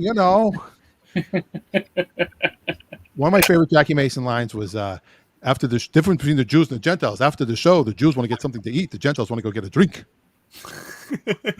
Nauseous. Oh my. He's always nauseous. And he was the Ardor. Mister, you. No, he wasn't. That was John Biner doing an impression of Jackie Mason. Was that Biner doing? I never knew that. It was never. Because that was a spot on Jackie Mason. I know. The anteater, the oddfolk. Really? Yeah. Huh. John Biner doing a Jackie Mason impression, and Dave is googling it. No, I'm IMDbing. He's verifying your facts. That's all. Yeah. I don't disbelieve you. I lost a bet to that once. That's so I'm pretty sure it's still true. Hey, Denise, you can get movies at the library that you have to check with your library. They might have a streaming service, either Hoopla or Canopy. I just thought of that. So check it out. That's right. Someone mentioned Hoopla. I'm so old school though. I still like rent the DVD, and I was telling someone about this, and they're like, oh, but how do you watch it? I'm like, what's on DVD? They're like, I don't have a DVD player. I was like, oh my gosh. It was as if I said rotary phone, you guys. I was like, oh my gosh, I'm old. Wow. I like DVDs. Dude, that makes me uncomfortable. I'm only 22. Like, okay, I feel better because I was like, oh my no, god, that's weird. What kind of an old woman am I? Like going to the library to get my DVDs. Dude, I still buy DVDs. Like I mean, we got rid of our DVD players, but we have game consoles. I'm going to get out my flip phone and call the library and see if they have my DVD. Your Nokia. They will text you. Well, candy bar phone. Yeah. Oh man. I'll have to check those options out too. I always go to the old school and they have like everything on DVD. I can't even believe. I do use Hoopla because then you can stream from, you can borrow from the libraries and never leave your home, which is nice. Yeah. We don't have Hoopla at our system. We have Canopy. Northland does. Because it's less expensive. Okay. And then I was just looking at DVDs today for a patron, and I was able to find out that we have just over 12,000 DVDs in the whole system. Wow. Of 9 or 10 libraries. I was surprised that was all we had. I know Half we of those had are just about Fast and Furious. 2,000 did ours. Yeah, it's the Fast and Furious make up half of those. Yeah, they were all in my house last week. Yeah, I watched one. I watched F9 at the drive-in just because my cousin was here. We wanted to go to the drive-in, and I had never seen any of the other ones. What? Well, I you, knew, 9 of them? yes, I knew. I knew to think. deal with Paul Walker. I knew Vin Diesel was in it, and I understood who Jordana Brewster's character was. And I only watched it because she was in Chuck, so like I had to watch it. But that was it. Like we watched the first one. I will not continue. Like I find Vin Diesel very painful to watch. Yeah. when he tries to act. But he's fine. He's not. Yeah, but we're going to the movie. He's fine as Groot, and that's about the limit of his acting ability. See, I like him in The Pacifier because he really fit the character. But like that was it. Groot. I am Groot. I know. I was Movie. stunned to know that. He's not in the second one. So you just get Paul Walker in the second one. Yeah. Yeah, well, I took them back. See, I liked Paul Walker, Yeah. and then I watched that movie, and I was like, he's After- not my guy. Like, I liked him in 8 Below, and then I watched Fast and Furious. I was like, nope, he lost me. I did not I like. also agree with Adam on this. If you've seen any of the Riddick movies, Only Pitch Black. The rest are not very Pitch good. Black is really Pitch good. Black is okay. All of them are not. But the Chronicles of Riddick is a real stinker. yeah, He's a dungeon master for Dungeons and Dragons. It's on YouTube. I don't play that, but I know a lot of people that do, and they have sent me videos of him like being a dungeon master. Vin Diesel. It was huge nerd. pretty He's a interesting. huge nerd. Yeah, Yeah, which I have great respect for. That's awesome. it was pretty funny. I Man. have no idea what you guys have talked about. For like 2.5 minutes. Just Google it. Just do. But I want to see. Vin I Diesel wanna see D&D. I want to see Sofia Yeah. Coppola directing Vin Diesel. That's what I want to see. That would be good. Well, they are doing. They're gonna do the last Fast and the Furious movie is a 2-parter. So there'll actually be 2 movies that'll be 10 and 11, but they're considered part of the last. The last. So maybe she could direct those. But I think they're Lord I of the could Rings. not. Wow. So it sounds like there's at least one of the movies for next week that people have not seen. People have anybody seen both of them besides Denise? I'm assuming Denise has seen them. I've only seen Lost in Translation. I haven't seen either. Yeah. I don't know. Until just literally this weekend, I'd only seen Lost in Translation as well. But so I mean, I think I saw Lost in Translation when it came out. It's been a very long time, so I'm curious to see what I'll think about it now. I saw Lost in Translation while one of my daughters was living in Japan. Oh, wow. Oh, wow. He's like, I don't understand a thing she said. So Dan, what's with the link you That's the link to the SNL skit of Vin Diesel about going back. Oh, to the that movies. was brilliant. That was excellent. Yes, that was And actually going back to theaters. Oh, Yeah. that was At the wonderful. movies. That was a spot on impression. Yeah. All right. So next week we have the Virgin Suicides with all these fantastic. Oh, James Woods. James Woods. Kathleen Kathleen Turner. Turner. Quite Michael Pare. Danny DeVito. and Dan only 6 million. Oh, Scott Glenn is great. So how too. can they do this movie for 6 million? That movie was 18 million. I know it was 10 years earlier. Well, it is. yeah, this was like 1999 or something. But how about this one? We've got Lost in Translation as well, with a budget of 4 million and a gross of 118 million. Wow, that's a good deal. Didn't it win an Oscar? I believe it did. I'm not sure for what. I think Sophia won for Best Director, if I had to guess. One thing I really like about Bill Murray is he takes on very different projects. He just is all over the place. I mean, he does his Wes Anderson films. He does random independent films all the time. He's apparently very hard to get his attention. Yeah. But once you do, he is not at all budget conscious. If he likes the script, he'll do it. If he doesn't, he won't. He doesn't really worry too much about how many millions am I being paid. He's got enough money, I guess. So you're saying he's not like Bruce Willis is in the link that you sent me. Oh yes. What was the name of that film? Out of Death? Out of Death. I think it was Out of Death. There's a new Bruce Willis film. He filmed his entire scenes in one day called Out of Death, which is one of the worst titles ever. Wow. Sorry. We're fresh out of death today. You're waiting the whole movie for that one line. Absolutely. You know that's in there somewhere. He also has a movie that looks very similar on it's on one of the streaming services. I believe it's on Amazon Prime that looks like they filmed all of his scenes on the same day, probably paid him a couple of million. He really doesn't looks like he's just after the paycheck now, which, I'm not going to fault him for it, but they're not good movies. Oh, no. No, these do not look like movies he's invested in at all. Like he clearly showed up to hold a gun and be grisly and cash a check. And there's a guy on TikTok. The Friars Club roast of Bruce Willis is definitely worth watching. Yes. Demi Moore is awesome. Oh, man, does she roast him? There's a guy on TikTok. I don't know if you can pull him up, Eric. I could see if I can find him. I thought I was following Bruce Willis on TikTok. Same here. And I'm like, why is it in Spanish? I'm like, are they dubbing it? He knows some Spanish phrases or something. Yeah, I'm like, wow, I didn't realize. And then I remember Eric and I were like chatting about it. And I go, oh my God, it's not him. It's a guy who's been like his stunt double, I think. Oh, but he looks. Let me see if I can find this. Let's see. I mean, just the movie poster for Out of Death is all you need to see. And the fact that he got second billing.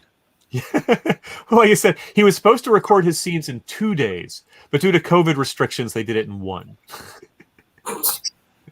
Wow. You see, I found his Instagram account. All right, yeah, I found his Instagram account. His double de Bruce. He's trying to follow the Nicolas Cage career path. I mean, you got to give it to him. I mean, this man was built to play this part. He always plays, yes. Wait, that's the stunt double? This is the double. Yeah, this is. Oh, yeah, it looks exactly like him. Holy smokes. I have no idea what's going on here. There you go. But he's funny, and I'm like, this isn't Bruce Willis. Hey, Bruce Willis was funny on Moonlighting. Oh my God, he was great. Yeah. Oh yeah. And you can tell by his nose. Find that on anything. Yeah, Moonlighting doesn't seem to be showing anywhere. Yeah, Nope. I've looked for it. Yep. So did we. It is one of his TikToks. That's the double? Yeah, that's the double. That is not Bruce. If you look at their noses, you can tell it's that not is him. impressive, though. Yeah. Even has that glare down. Yeah. Yeah. Because Die Hard is a great movie. I love Die Hard. If you're ever putting up action movies again, I'm throwing Die Hard on. Oh, this is the one that I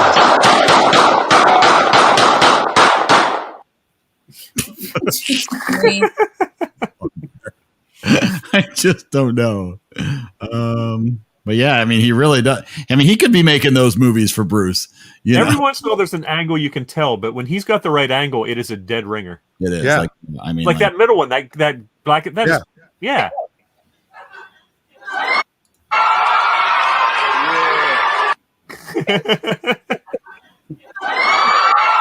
I have no idea what's going on. But yeah, so there you go. Wow. You're interested in some fake Bruce Willis content. Or if you want to go see Out of Death.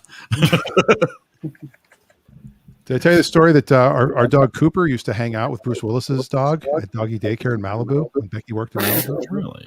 That's not quite a I never gave my Amber Tamblyn story. Oh, no, you didn't. Let's hear it.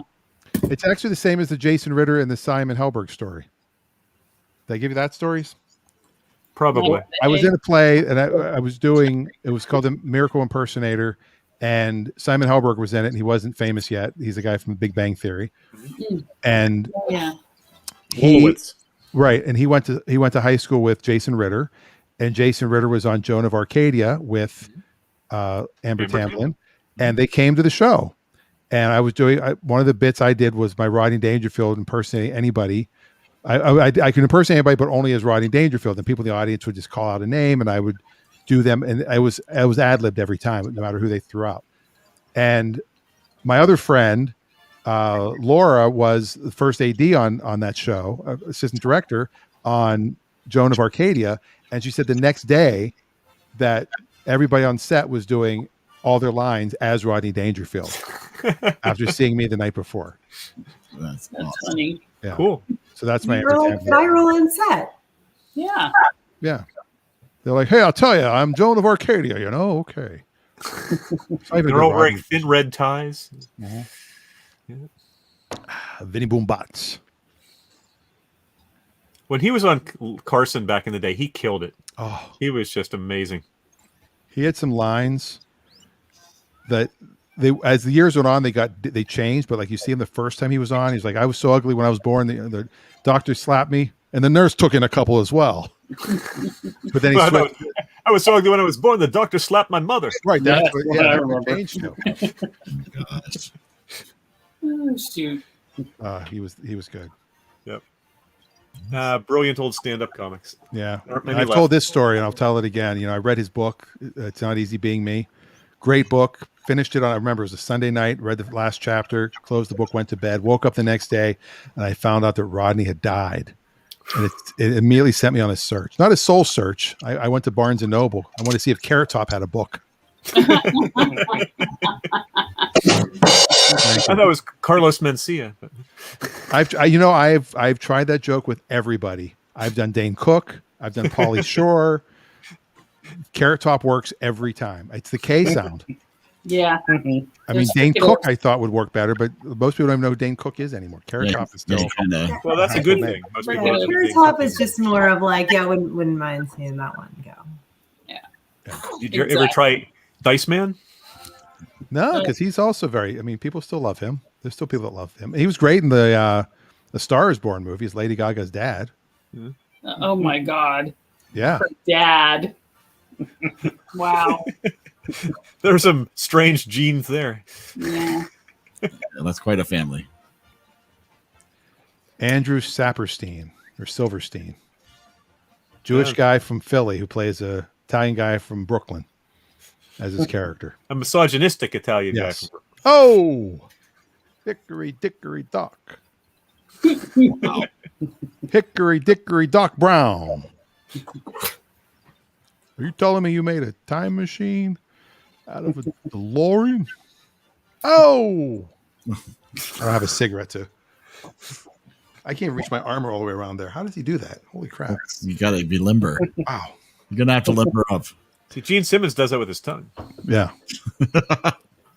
He removes Gene the- Simmons of Kiss or the actress from Spartacus? The actress from Spartacus. Oh, yeah. actually. Nice. As it should be. Well, that's awesome. She was also in the North and the South. Yeah, she was in a lot of old flicks. She was a good actress. It doesn't work when you do it this way, does it? And your whole body's gone. Yeah, it's like from here down. Oh no, Ted had to cut himself off at the waist to escape a rock. My torso got caught in a rock, so I had to cut myself off at the neck. Wow. I did used to do a joke. I said that I saw this guy and he was missing his arm from here up. It was the weirdest thing. It was just this floating forearm. Let's see if I can get that to show. Wow. This is weird. Floating That might be a little forearm. weird. There we go.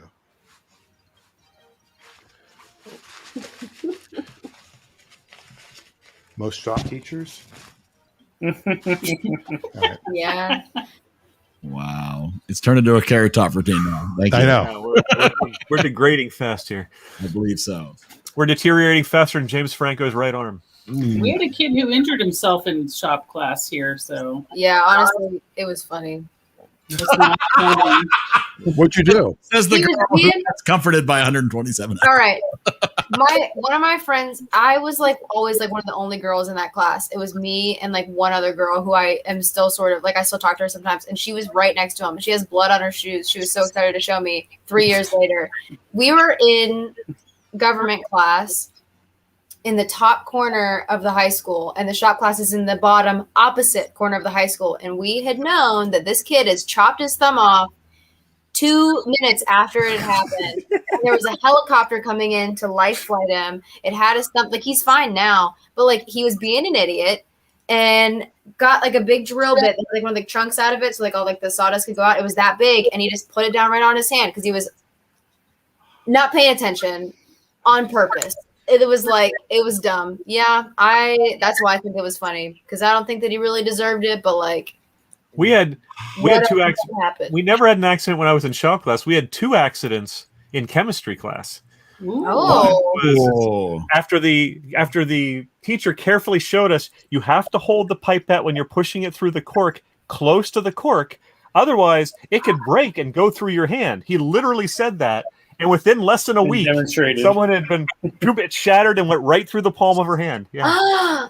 Oh no! Yeah, that was painful. The other one was not a physical injury. The other one was a chemical accident by one of my best friends, actually, who somehow caused a massive plume of chlorine gas to fill the room. Nice. We never evacuated the school, which was insane. Yes. But we had the air was literally green. It was quite dangerous. And that's why Mr. Pence talked that way. Yeah, that's true. Mr. Pence. How was did you it know? Mr. Pence? It was Mr. Pence.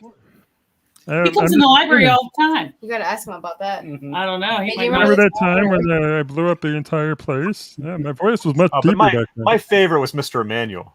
Oh yeah, in physics. Oh man, what? Zippy, as we'd call him. We had people. On more than one occasion, someone would duck down from their desk because he was so short he couldn't see very well over the big lab table. They would sneak up and crawl across the floor and tie his shoelaces to his chair legs and then crawl back and get back in their chair without him noticing. And you know what? For as much as people, he always laughed it off. He never got upset. Nope. He never, and I mean, he was a nice guy. He really was. Huh. Inside baseball, Adam. Adam's like, okay, time to go. Ah, boy. Man, he slept through all the COVID talk, but he can't handle Beaver County. Beaver County gets him every time. Nobody wants. Was Mr. Shuley still working as the wood shop teacher back then?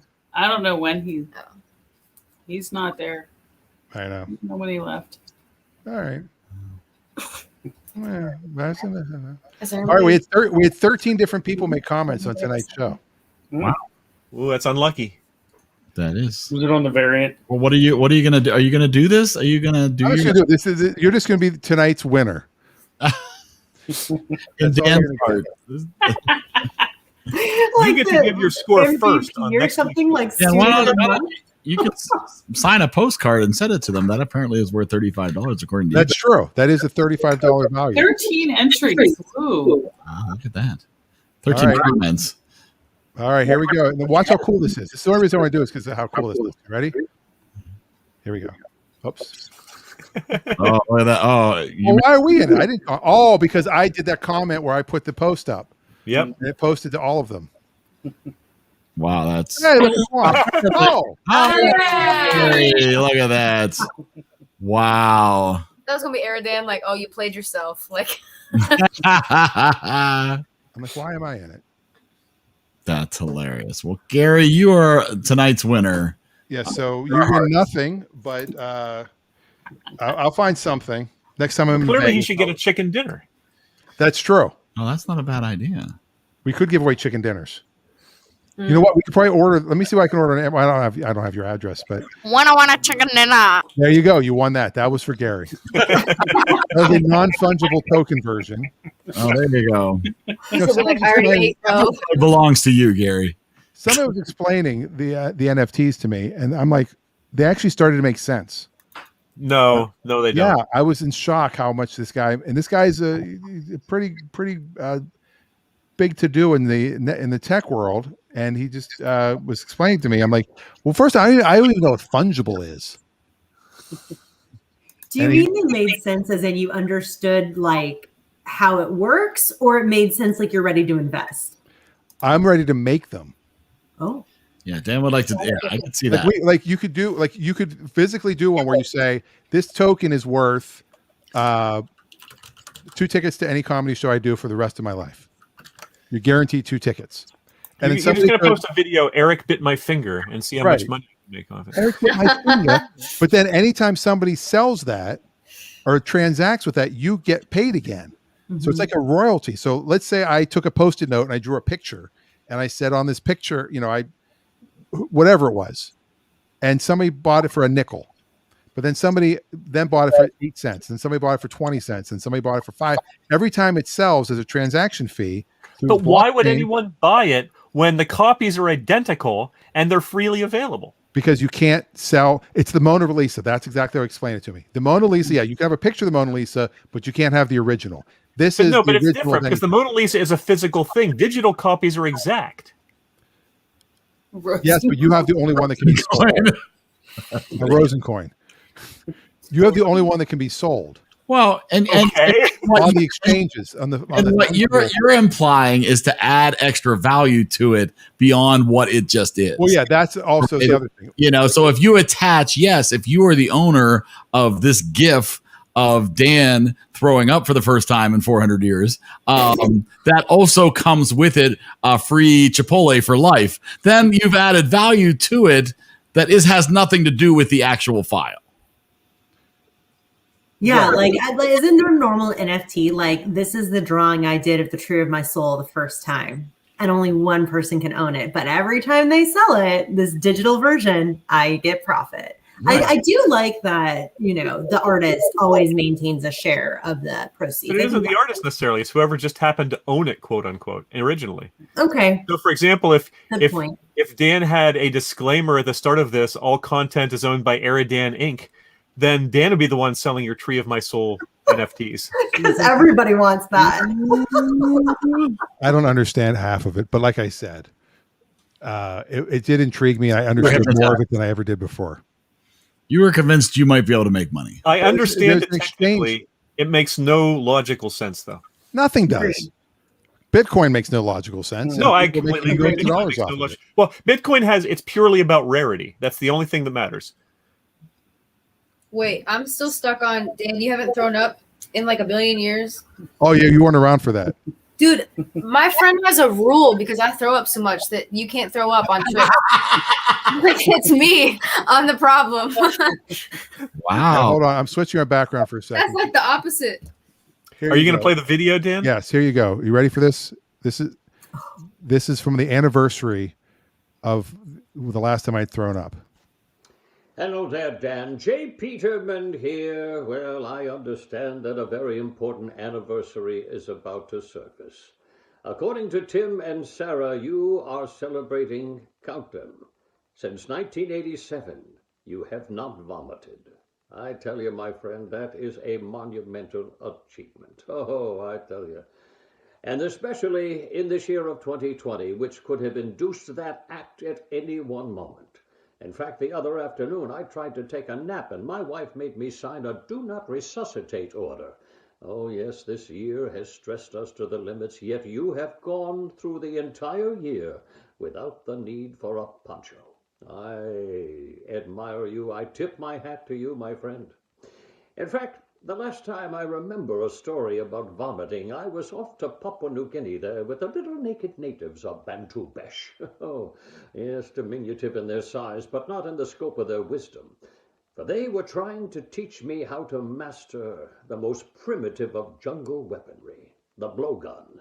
Yes, they tried to teach me how to negotiate a small poisoned dart through a long bamboo tube. Well, I put that tube up to my lips and I developed an instinctive impulse to inhale. I ended up shish kebabbing my uvula. And as the poison released itself through my body, I began to projectile vomit. I dropped to the floor, curled myself into a little fetal ball, and screamed, "Oh, Mommy, make it stop." Fortunately, the shaman of the tribe was wise enough to concoct an antitoxin tea brewed from the ganjawa tuki nut. And I was back to myself inside of 20 minutes. Oh, yes. So I celebrate your time. My goodness, 1987. God bless you, my friend. Happy holidays. And if you've been able to, if you have been able to avoid the vomiting in 2020, 2021 should be a breeze. God bless you, my friend. Farewell. And in the words of Peterman, fare forward. Oh my word, Dude, I thought it was like since 2003 you haven't Oh thrown up. no. So since you guys graduated high school, December 11th of my senior year, December 11th, 1987. It was a Tuesday because we played New Brighton that night. It's the only basketball game I ever missed. I woke up in the morning and I threw up, and that I have not thrown up since. And my brother-in-law bought me the J. Peterman cameo for Hanukkah this year because Hanukkah started on December 11th. no. And it was the 33rd anniversary of the last time I had thrown up. And Eric made a prediction that I will throw up in 2021. Right We should on. make you watch Out of Death. Yes, maybe you should watch Out of Death. I can't watch Out of Death. So, if anybody feels inspired, we are 1 month away from Dan's birthday. And so if you'd like to send him some packages with interesting aromas, maybe that would help him. Right on. I'm ready for it. Hey, Dan, do you like kimchi? Well, what's that? I actually do like kimchi. Well, Well, what's that? kimchi's good. We haven't watched a movie with kimchi in it yet. Yes, we did. It was black and white. You didn't watch it. Oh, that's very possible. Oh Yes, my gosh. we'll do a birthday. My birthday's on a Saturday this year, so the Friday maybe we'll do a Friday or a Saturday show if Eric's not booked. I am booked, but that's all right. We'll figure something out. Maybe Figure we'll something out that week or the week after. Yeah, we will definitely do an anniversary, a Daniversary show. To Yeah, celebrate. because Labor Day is not till the following week. Epicac? No, Adam, no Epicac. Somebody's gonna try to make me puke, and I hate that now. That just bothers me. It's like a game. I'm just blown away by it. Like I literally, there is my best friend is like the only rule I have anywhere. Camp counselor, like anything. That's her rule. Do not throw up, and she always tells them because my best friend Reagan, like, because they get car sick so easily. I'm to the point where I was so like my biggest fear was throwing up too. Like that. Like I've had a few times where you right to that point, the water starts dripping in the back of your mouth. You're getting a little. I didn't even get to the dry heave point, but I mean, I was that close. And I make a deal with God. I say, I promise if you don't let me puke, I will do this. I don't promise something forever, obviously. Like, I'm never gonna do that again. But I noticed the hesitation. I made a deal with, and then you decided to go. Had to think about it. I wasn't sure if No, what name to use. that could help me the most. Oh wait, I do have an NFT I want to share with everybody. That'll be available later tonight. That's a T-shirt right there. Wow. That's like Carol Burnett wearing the curtains. Yes. Oh yes. Went with the wind. The Bob Fosse curtains. Yeah, that was one of my favorite Carol Burnett sketches. She's like screaming about. Oh my gosh, that was a good one. But the best thing was, and I mentioned this, I think last week, that I found out on Seinfeld, there's a whole storyline on one of the episodes where Jerry, the black and white cookie, makes him throw up. And he hadn't thrown up since like, I forget what it was, like June 16th, but it was weird because it was 1972. Mm-hmm. And then again, 1980, it was the same day. Like, what are the odds? Oh, wonderful. Oh. Oh, that's always fun. Let's see if we can get. That's why I don't drink that much either. I come a one drink wonder because I don't want to puke from drinking. Like that's my biggest fear. My biggest fear is always puking. And so people are like, what about cancer? I'm like, you know what? It's the chemo and the radiation makes you puke. So I don't want cancer. What about dying? I'm like, well, am I going to puke first? That's your If I'm not going to puke first, then I'm okay with death. Wow. I wish my fear of spiders worked that way because they still bother me. I don't mind spiders at all. So you don't want us to put arachnophobia on the wheel? No. Yeah. I will die. I woke up at 6 a.m. because I had a dream about spiders. I could not fall asleep. Now, you weren't bothered by the ants crawling over James DeFranco's face? Those ants were like mutants, you guys. They were gigantic. They were. Yeah, that disturbed me a little bit. Those ants cost $16 million. Well, the ant wrangler doesn't come free. I was going to say the ant union is very powerful. Oh my God. I think they got those ants in Indiana because when I went there for school, I was like, you guys, seriously, what is happening with the ants here? Like, we have these teeny little ants, and in the Midwest, the ants are like monsters. Yeah, we had the big carpenter ants in Pittsburgh. Big black. Yeah. Oh, yeah, we get some big ones. We get some that are probably about yay big. Yeah. Not many. Not many. No, they usually get the small ones, but especially when it's been very rainy, yeah, you can definitely get some bigger ones. They bite too. Ugh. No. I play with bugs. What are you talking about? Okay. No. She's always confused. I say stuff. She's like, "What?" And I'm like, "Because I have experience." I do love the dynamic. Is you sit there and say something, and Stacey just goes, and Wade just stares straight ahead. Yes, this is all the time. Yes, this is nothing new. Oh, boy. He asked me a question today, and then he forgot what I was telling him and was watching swimming on the Olympics. He was like, "What?" And I was like, "I'm trying to answer your question." Yeah. Awesome. Yes. Well. All right. Well, I think it's time to go. Maybe, possibly. I think so. So next week, join us for a double feature from Denise. Sofia Coppola double feature. Yeah. Super excited. That's going to be fun. All right. All right. Everybody have a wonderful night and a great week. See you then. Bye. Good night. See you. Bye.